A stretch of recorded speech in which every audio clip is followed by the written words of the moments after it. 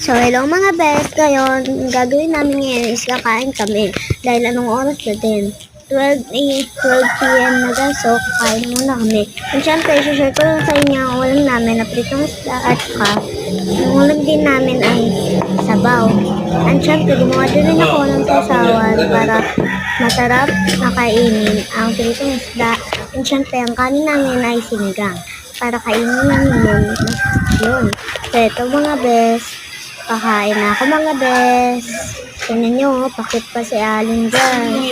Pakit pa si Aling maganda dyan, oh. Tignan mo yung nanay ko, patayo-tayo lang. Diba mga bes? So, kakain na po tayo. Nilalagyan na po ng kanin yung plato. O, sige yun, no? Sayo-sayo ka pa. Luwelo ka pa dyan. May paturo-turo pa sa ulam, mga bes. Yo, binigyan na nga kami ng kutsara ng aking nanay. Ayun na nga guys, ilalagyan na nga ng kanin ng aking pinggan. So, yan ang aking pinggan. Oh, sinure pa yung pinggan, oh.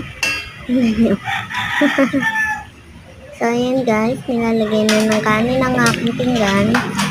So, ito, ayan. Kanin. So, kakain na kami. So, wait lang, may nag-update pa. Ayan, isang tubo. Wow, ang sarap naman. Kahit ganyan lang yung ulam, pa din. Tignan nyo nga, oh. Pinulang pa yung toyo. Ang galing din, no? So, ayan, kumakain ng nyo. Kumakain ng mga best, oh. Tignan nyo. Ayan. Kain. Hey, kain pa. Kain ka ng sabaw. So, mga guys, babay muna.